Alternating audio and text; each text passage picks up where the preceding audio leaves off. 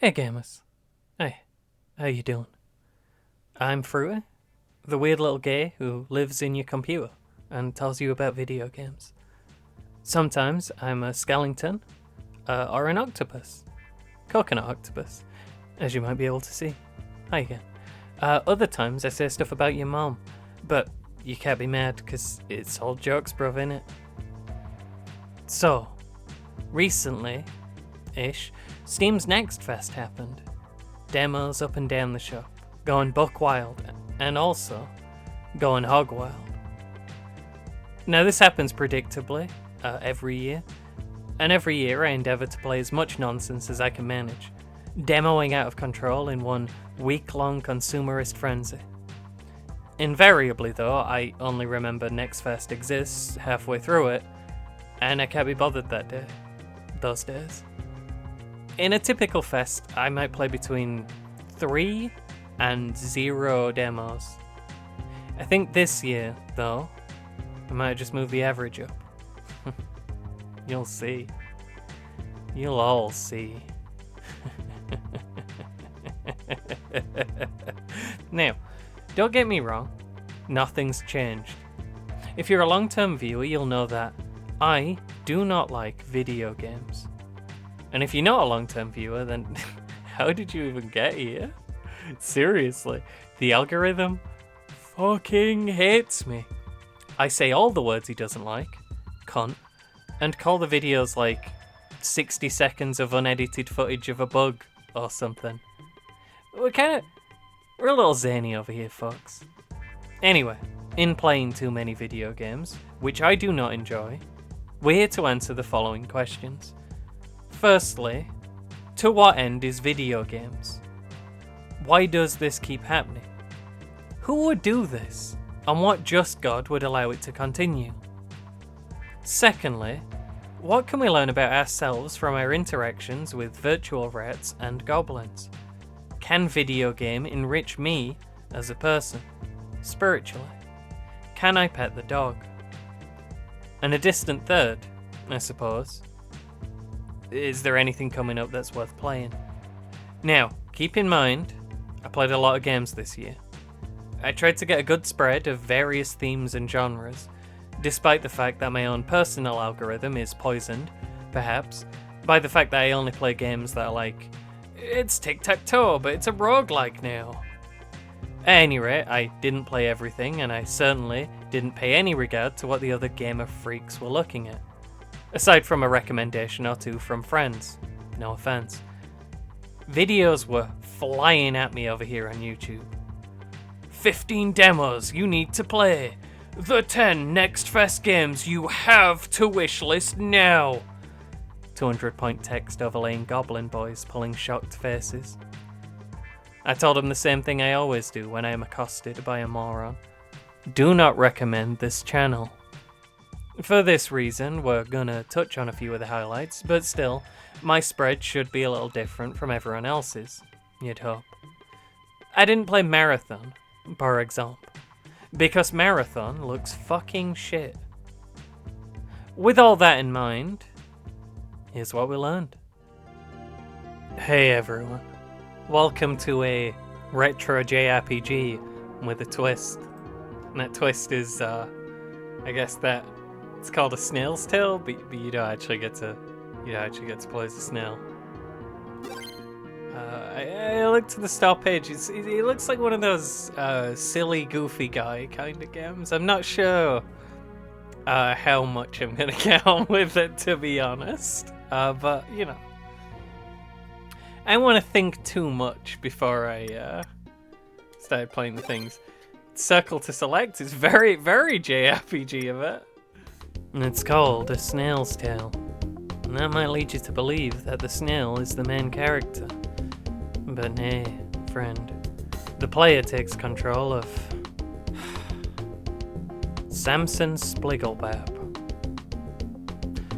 They should have called it A Man's Tale. It did say there were lots of funny classes. It did warn me about the oilist. Unkadunk. Very, Very bold to make a class called Rinky Dink when you know for a fact there is no way that can fit within the game's character limit. That's Codwalloper, he hits people with a fish, I remember this. The star page then goes on to boast of RPG classes with slightly funnier names than usual, such as the Unkadunk, the Scrunger, and who could forget the Codwalloper, who throws fish at people. Also, apparently, there's offline idle progression of some sort, and a fishing minigame. Immediately, a picture started to become clear of a game that I was very unlikely to gel with. As someone who has some experience with old school JRPGs, but tends to only like ones that are good, and has a similar relationship with jokes. Nonetheless, I persevered. For about 20 minutes. Learn fireworksy. Baby, you're a fireworks. Anyway, this spectacular light show does fire damage too. Can anyone learn fireworksy? Unfortunately, a Scrunger cannot learn fireworksy. Here's the fishing minigame for those curious in the audience. It's not easy to catch a fish. I hate it a lot. All the fish have left. Across my many attempts, I was able to catch only a single fish, which I promptly called upon the Codwalloper to throw at an enemy. He missed. They move, they're always slightly too low down to be caught, and they move at just the right speed that you can't.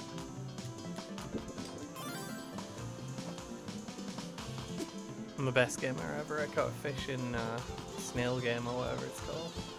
Between the attempts at humour and the attempts at fishing, I'll admit to heading into the game's first dungeon already a little bit grumpy. But, dear viewer, I'm not sure any amount of good vibes or positive energy could have been maintained for much longer. All video games are bad, obviously. This is well established. But not all are equally bad.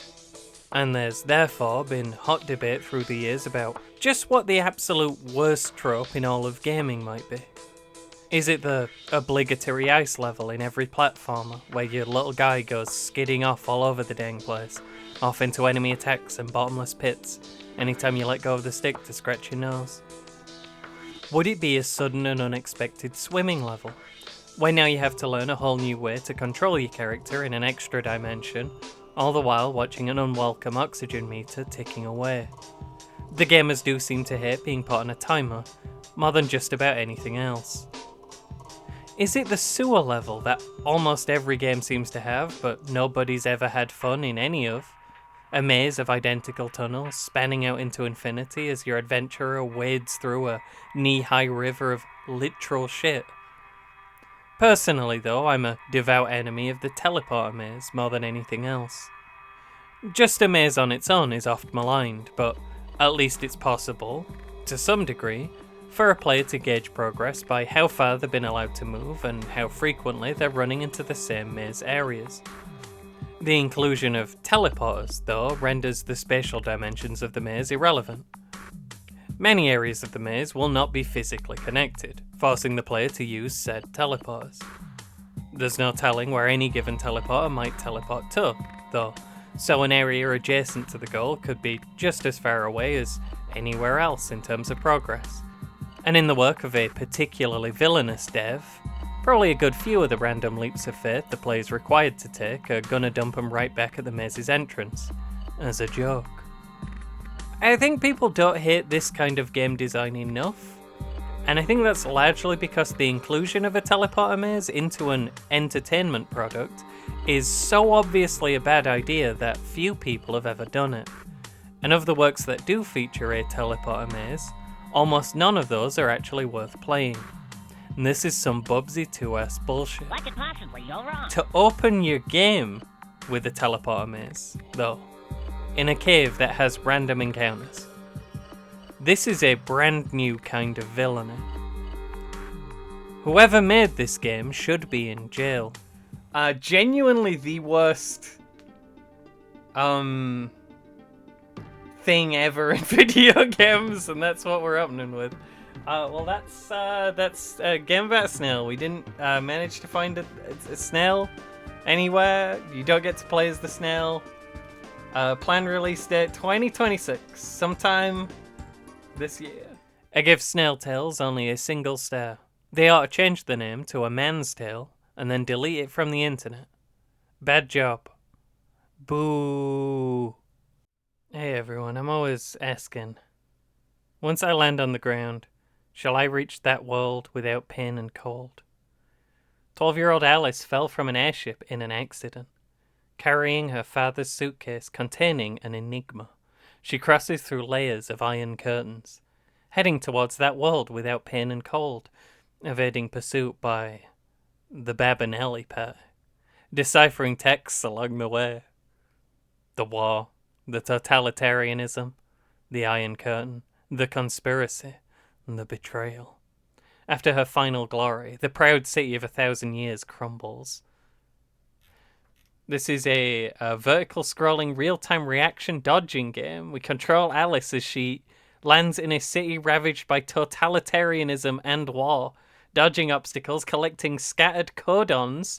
Following Alice searches for her brother, unlocks encyclopedia entries, and unravels the final secret. Sorry, I thought that was all important information for everyone. High above the Sacrum Ausara Imperium, Alice lives on an airship with her dad, Dr. Hines. He's a doctor of beans, whose job is encrypting and decrypting transmissions. One day he gets an email warning him to run, like 40 times in a row. Papa, what's wrong? Who sent that telegram? Alice Pecky thinks quickly too. Don't take anything unimportant. Go stay in the crowded lower deck. Too late, it seems. Hearing the knocking from outside, Dr. Hines closed his eyes and sighed. Alice, listen. You have a brother you've never met. Huh? There's a letter in Papa's briefcase. Seeing that, he should know who you are. If something bad happens. Before I could finish speaking, the cabin door was suddenly blasted open. By the Nazis. Complete with weird and wibbly three-pronged swastikas. Although the greatcoat and gas mask combo is more First World War chic, obviously. As a symbol of the senselessness of war and of men's inhumanity to men, though, it remains a timeless look. I think this vibe's gonna outlast the more conventionally fashionable Hugo Boss uniforms of the actual Nazi party. We're talking deep into the future now, where a population of functional idiots who no longer remember their history will know it only by the steampunk grunt, or perhaps the death corps of Krieg.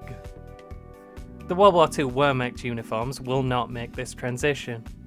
Already to my generation, just a quaint reminder of when the extent of human evil existed only in fairy tales of darker days and not in real time on your phone.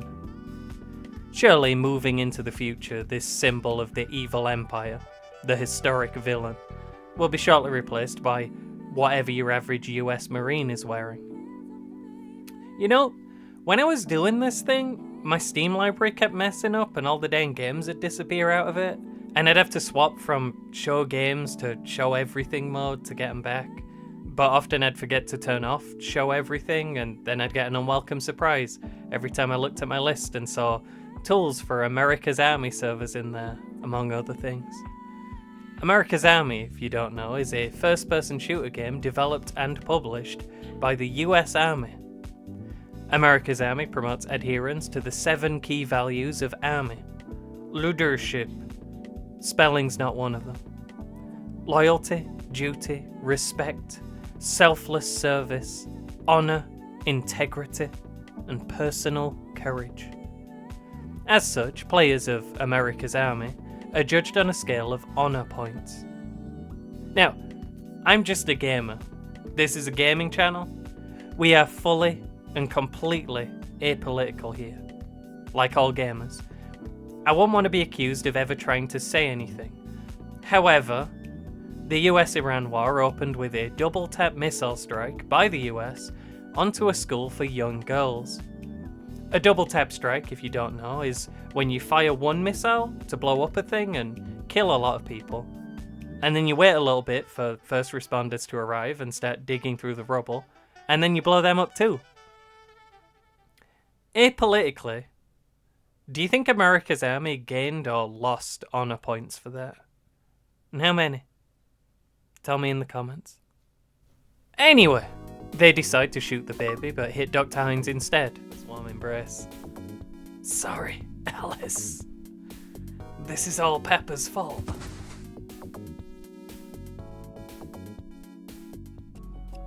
Get to see it.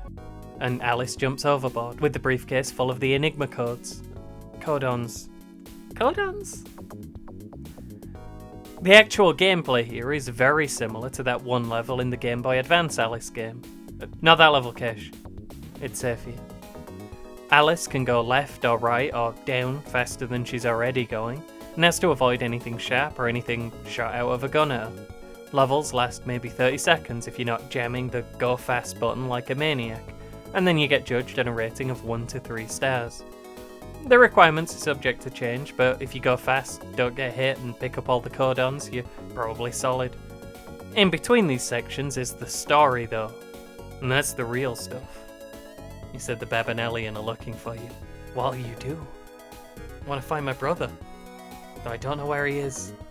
Alice lowered her head, her voice growing quieter. Whoa! John suddenly quadrupled in size. Babanelli's looking for her. That is bigger than something I should get involved. Doctors can't save everyone in the world. I'll give her some supplements and just pretend I didn't see anything.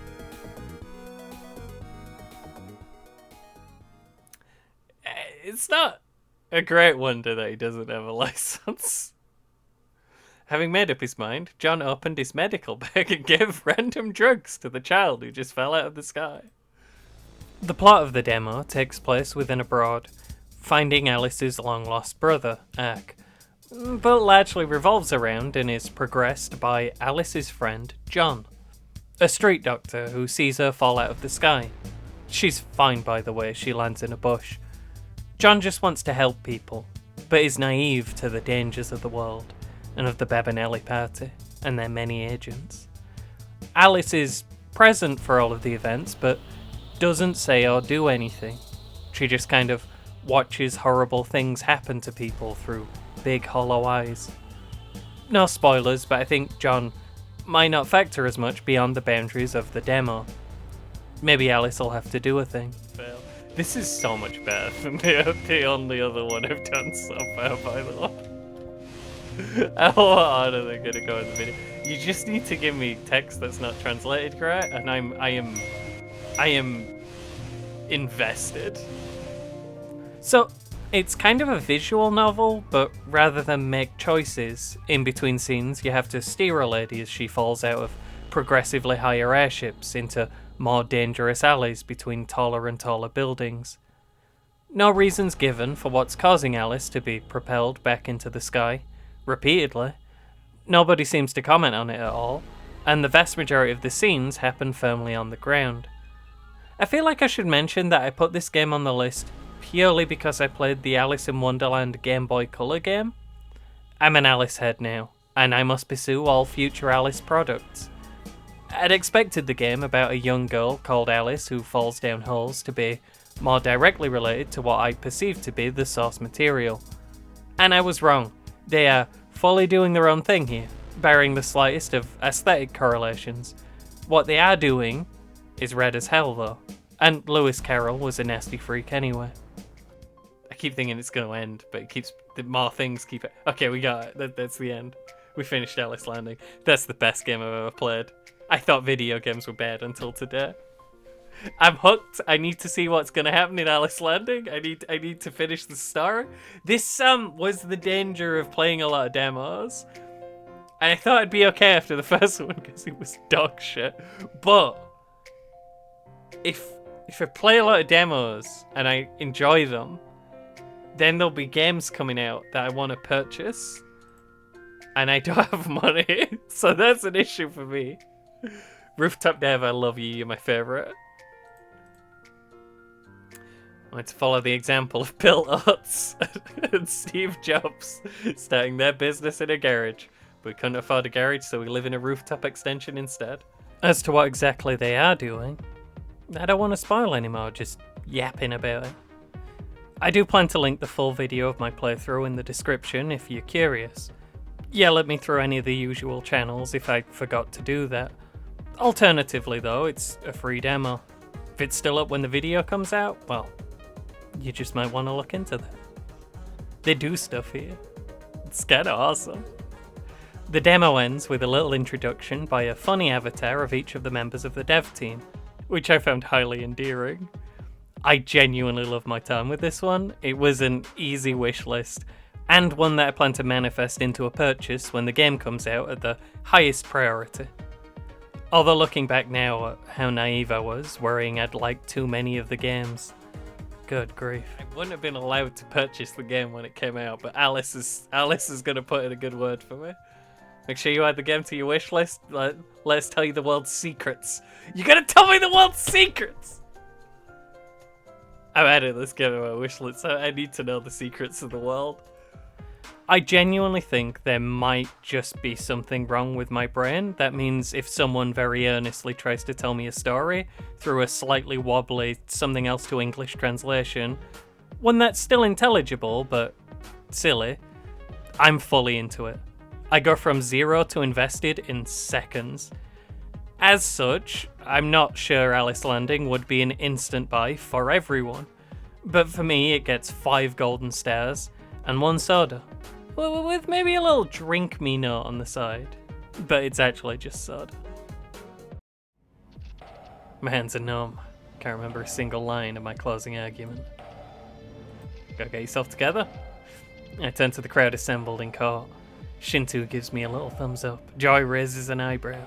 Feel a sudden sense of calm anticipation. All I have to do today is win. We gotta talk about All Will Rise. I had actually heard about this one somewhere in the lead up, so I was pleasantly surprised when I saw it pop up on the list at the start of the fest. At that point, I only knew what I'd been told, so in the interest of getting you to where I was at, here's the elevator pitch. All Will Rise promises to be a courtroom deck builder. From the looks, you're gonna spend like 2 months assembling your case, you and all your activist comrades tracking down leads in the form of trading cards, in a world where difficult conversations take on the form of card battles, both sides taking turns to make claims, shore up the defences and dispute the arguments of their opponent. At the end of the game, you're going to put everything on the line in one climactic cards boss fight against the CEO of a major corporation, who you're putting on trial for the murder of a river. I don't know how much the art's subject to change. The trailer definitely seems to have been on an earlier build, but it's already looking sharp and distinct and really, really gay. Bonus points for that. The writing's shaping up pretty nicely too. It's not Shakespeare, but it is evocative and snappy, in a way that's all the more welcome in a world where AI algorithms do a distressing amount of the writing. I had to check if this was already on my wish list, and there was no way it wasn't going to end up there. Honestly, from premise to art to the threat of being just a little bit grown up, if you were making a game specifically to try and get my attention, you couldn't do much better. However, a big problem with video games is often that you have to actually play them. And the card game here, well, it ain't exactly Slay the Spire. Okay, so listen up. There's 3 stats in this game: hearts, minds, and guts. Playing a card's going to influence those up or down, and the effects are applied to both you and the opponent simultaneously. Hurting their points is also going to hurt yours, and vice versa. You're having a conversation here. If it's a bad talk, it's probably unpleasant for both of you. Similarly, actually draining an opponent's number to 0 just kind of makes them an uncooperative jerk. Going as far as to boost something of theirs all the way to the max plays a little cutscene, and reportedly has them play different cards on their turn now, as they're more invested in talking to you. Boosting one of your own stats to the max really just gives you the little cutscene. You can have cards that you can only play if something's capped out, Good luck finding them. We'll get to that. There's also a secret fourth trust stat lurking in the background, which the game sometimes really wants you to influence. Somehow. So there's no actual winning condition in most of the conversations you'll have. Points are going to go up and down, cards are going to get played on the pin board until it starts to look like you're trying to track down Pepe Sylvia, and nothing is resolved. This again makes sense thematically, but is confusing mechanically. Objectives are instead handed out in the little boxes on the top left, which I thought were tutorial prompts at first, but are actually the whole game. These can require that numbers go in specific directions, that a certain number of cards on the board are on a specific topic, or that the conversation has followed a particular through line from initial claim to development to conclusion. All conversation has to flow downstream like that. You'll start with one objective and more will show up when they feel like it, often when you've just made a big move in the opposite direction than they'd like. After 4 rounds, sometimes more if you've done a good job, your character will decide they're bored and leave. But whatever's on the pin board will persist next time you talk to that person. Outside of combat is where the actual information gathering gets done. You can dispatch your teammates to events which they'll have a chance to win or fail at depending on their stats, and you can dispatch yourself to little choose-your-own-adventure bits. Anything you hear relevant to the case becomes a card and goes into your deck. The stronger the source and the more times you've heard it, the higher the credibility score of the card, the harder it is to debunk in an argument. And when I heard all that, I thought it sounded pretty cool until a couple of weeks into the game, when I'd heard so much about the alleged coming and going of freighters and the rumoured negligence of the dock staff, that my deck was completely choked with cards that were often barely relevant to anything that was being said, and had no mechanical effects of their own other than making everyone involved a little bit sad. Additional modifier cards that reflect your changing mindset and evolving approach towards the case, not helping matters at all. These were fired at me with worrying regularity, and occupied the same deck and hand space as cards which actually advanced the game state. I was wondering by the end of the demo what contingency might be in place in the event that I had a full hand of cards I could not play and no way to discard them or draw more. This never happened, but the fact that it was at the time a relevant and very reasonable fear definitely says something. Now when it all really fell apart was the talk with this delightful lady, Kotovai. This is a non-story conversation, but can be accessed early enough to be your first card game outside of the tutorial. Your first objective here is to play a particular card, but when you do, she covers that card up with one of her own, and that's only going to go away if you gain enough trust points with her. You start out with 8 points, and you only need to get it to 10, which doesn't sound like it could be all that bad. So, I never managed to gain a single point. There were in fact no cards which had yet been introduced to the game that could influence that number at all. And the next objective never popped up, so I was left, essentially, just saying random things to this strange lady in the hope that, for some reason, something might happen. And every now and then it did. Some of the cards, despite not listing any additional properties, prompted a verbal response that allowed me to choose from a list of answers. And I suppose I picked the wrong one every time, because the needle never moved in my favour. Halfway through the game, the lady played a card that dumpstered her own stats to the point that she got cranky. Not a problem, I thought. I've got the undo the opponent's last card in hand. I played it, and it didn't undo her card, for some reason. At this point, she was an actively hostile conversationalist who was reducing her trust score with me on most turns, and I could still do nothing on my own turns but say random things for no reason.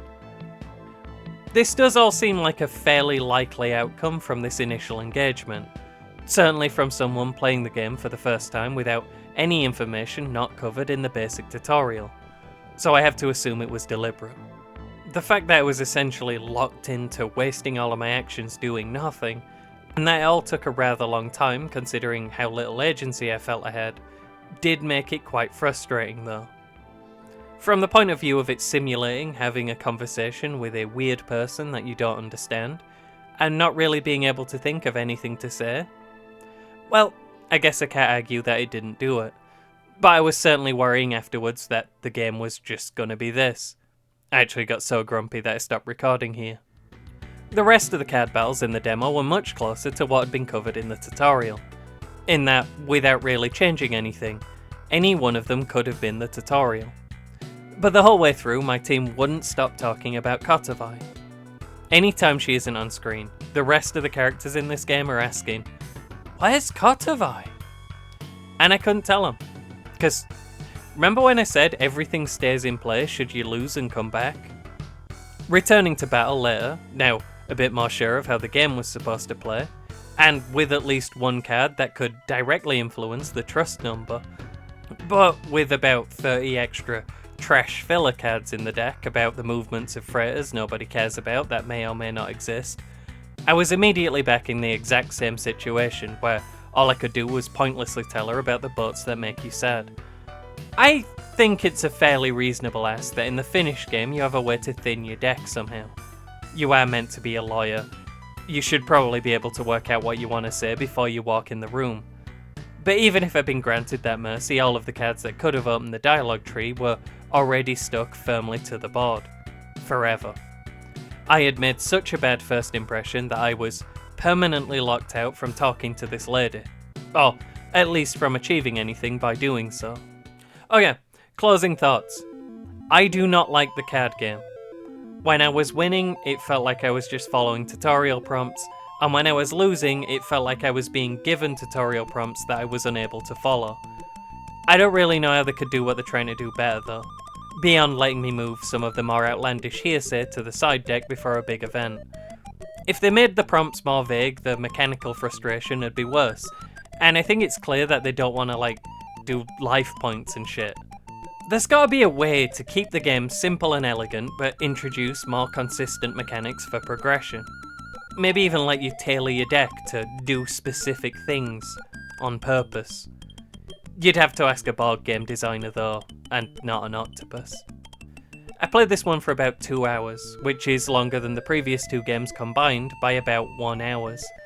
And I think I'm definitely gonna buy it when it comes out. I don't think that was ever in question. I'm just not totally convinced that I'm gonna have a good time when I play the full release. Watch this one tentatively, folks. I'll be really happy if it turns out.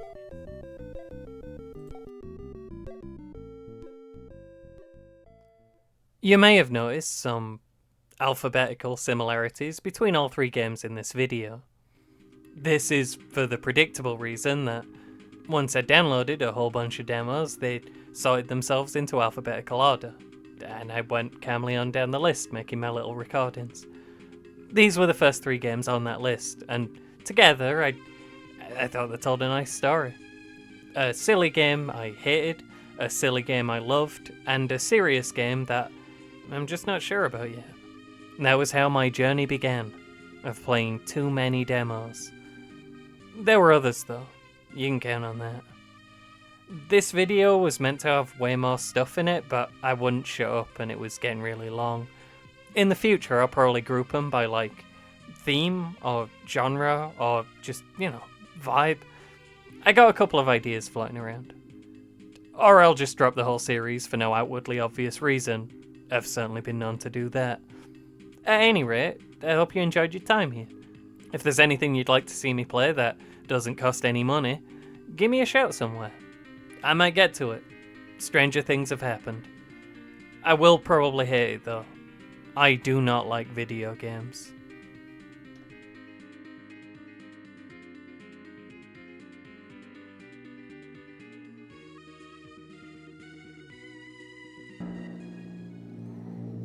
The Oscar goes to One Battle After Another.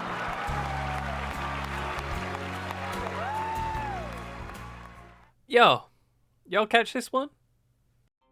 One Battle After Another is a 2025 American epic black comedy action thriller film, produced, written and directed by Paul Thomas Anderson. It is inspired by the 1990 novel Vineland by Thomas Pynchon. The film's ensemble cast is led by Leonardo DiCaprio, Sean Penn, Benicio. One Battle After Another is a really long movie. That was my main takeaway when the credits started to roll. I felt like I'd aged over the course of it. I did like the part where the bad weed man couldn't remember the password because he'd smoked too much. And I liked the nice karate sensei. Everyone I've talked to about it loved that guy, he's great. And I no longer knew what day it was. The movie looked beautiful, shot to shot. Everyone in it, I'm sure, did a swell job. It got nominated for Best Sound, which I didn't agree with. The soundtrack consisting of repetitive, annoying action stings on constant loop for what felt like a month. On the drive home, Sam, brother, who'd shown me the movie in the first place, asked what I thought. And I realised I didn't have anything to say. The dead air continued as his little car trundled on into the night. The sun had been out when we started watching, the day seeming young and full of promise. Eventually, to break the silence, I told him I thought it was long. In terms of actual runtime, One Battle After Another was 161 minutes, according to Wikipedia. That's a fairly long time. It's 23 minutes longer than Sinners, which somehow managed to fit in numerous standout moments of spectacle and sound that stay with the viewer, even after the movie has ceased, and had characters that I enjoyed watching do things. It's just 11 minutes longer than Marty Supreme, and Marty Supreme is fire. It's the kind of fun and exciting film you could start from the beginning again as soon as it ends, not feeling half its length. No, One Battle After Another being as long as it is must be some kind of chronological anomaly.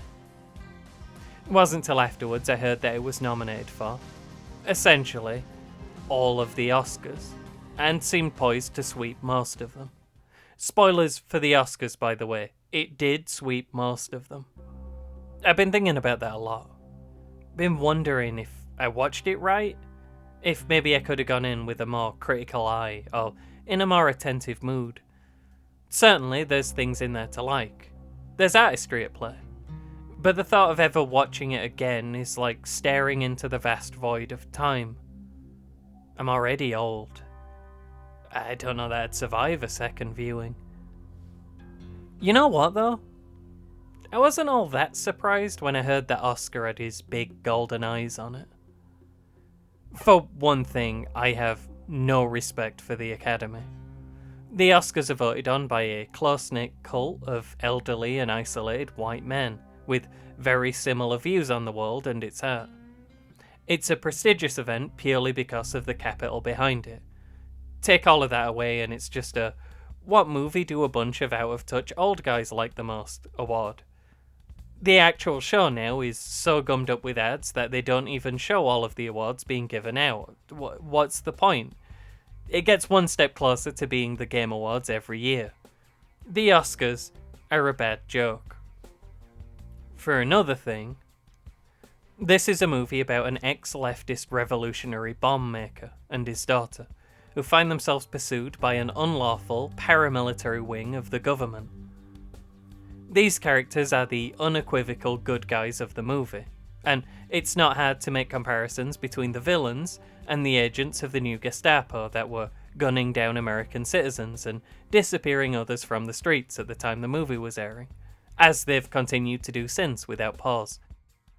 To folks inhabiting the American political centre, the movie's seen as an optimistic vision of how they can continue to fight back against oppression, while some on the right see it as a dangerous and subversive piece. Although, obviously, this is not actually a leftist movie. It's a liberal one. If the film contained actual politics, it would have scared Oscar away. But he likes to award movies that wear the facade of politics without actually saying anything at all, just to try and stay hip with the times. Never forget, folks, Green Book won Best Picture. The movie we watched together before that was Eddington, and as a movie of its time, Eddington seems about what we deserve. It's a nasty movie about a dumb, bad, and unlikable man in a world of dumb, bad, and unlikable men, who all get made more dumb, bad, and unlikable by the internet and each other. A COVID western where mundane and, of course, very stupid disagreements over whether mask mandates should be allowed in the face of a global pandemic spiral out into murder. And it's mostly played for laughs, but cold and dark laughs. Not the same kind of laughs you have when Leo Weedman DiCaprio can't remember the password. I liked Eddington alright. Not as much as Mighty Supreme, obviously. A lot more than one battle after another. Unfortunately for it, the movie falls into a political space where fascists hate it because it's too woke, and liberals hate it because it makes their guy look bad too. Pedro Pascal playing the remarkably unlikable woke scold mayor. Didn't know he could just turn it off like that. And for the worried, I now promise never to say the word woke in this context ever again. American politics is indistinguishable from sport. You pick your team and you yell their slogans and you wave their flags. The actual political machinations going on around you, those of policy and enforcement, they're something else entirely, not related. Something not of this mortal world. Arcane and inscrutable things, untouchable to mere man. More akin to magic than science. That's true in a lot of places. It's true here as well. We're just a lot less proud of it. Voting is something we in the UK do privately. Shamefully. Nobody gives us a badge, and if they did, we wouldn't wear it. We don't go making blockbuster movies that prominently feature a group of left-wing radicals who propose no actual positions or ideologies because, well, we don't want anyone to get any harmful ideas. Movies where the blatantly unlawful actions of a seeming army of jackbooted goons are explained away by there being one really bad cop leading the charge. Movies where, having been pursued by that force across the country, fearing imprisonment or death, witnessing death around her, inflicting it in one case in self-defense, the young female lead ends the movie by proudly announcing to her dad her intention to go to a protest, even though it's as much as 3 hours away. Presumably that protest is 10 other idiots who are inexplicably wearing frog mascot costumes. If this movie meant something to you, if you found it prescient or subversive in any way, I think you need to reevaluate your own positions on the world. Liberals don't actually have political beliefs. They have political symbology. To me, just the notion of one battle after another is rather telling. In the 60s, the Liberals definitively won the battle for black rights, as they saw it. People are still out there fighting that battle today. Gay people are broadly tolerated across the whole Western world, long as they're not too gay. They're having to hold on to every bit of that progress for dear life. Here in the UK, the consensus across all political powers has been that trans people do not exist. Perhaps this announcement was meant to make the ones of us who linger here dissipate into the air or transform into something else. Get nice and comfortable back in that closet. Yet, somehow, we persist. For us, there's no avoiding politics. Our very existence is political. Every day you don't just give up and kill yourself is a dissident political statement. We didn't get to flee this sinking ship like the Liberals around us and just move on to the next fight. There was nowhere for us to go. For people who care about things, those with actual political beliefs they're not willing to compromise away, there is no one battle after another. The truth is, the world sucks. It's just one long battle, all the way until the day you die. Fruity Spruce is an apolitical gaming channel. This has been a review of a movie, one battle after another. The review does not reflect the views or beliefs of the host, who does not have views or beliefs. Do not interpret anything contained within this review as political opinion. It's just a funny movie about a weeb man who can't remember the password. It's so funny. The video ended 10 minutes ago. You only imagine this part. Thank you. Good night.